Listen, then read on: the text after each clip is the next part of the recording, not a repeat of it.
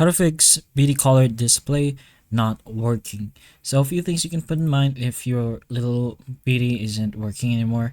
So first of all, you can go ahead and make sure the feature is actually activated on your account.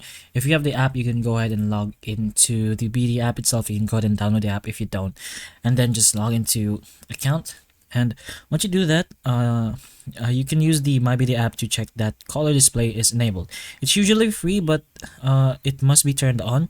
So you can restart your phone as well and broadband hub by unplugging them for about 30 seconds, then plugging them back in. You can also confirm that your handset supports caller ID and that the phone line is properly connected to the master socket. So there's a few details on your video over here, depending on what model you have.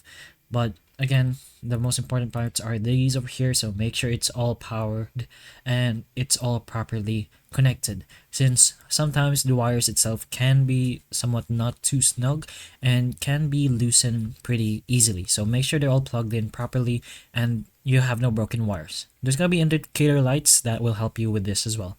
But other than that, if it's still not working, you can plug your phone directly into the BT master socket without the extension LEDs, and check your internal wiring problems. You can make sure you've not accidentally blocked the number type like withheld or international numbers, as those numbers won't show the color details. So it's also worth checking that the caller isn't withholding their number, since color display won't override the private settings.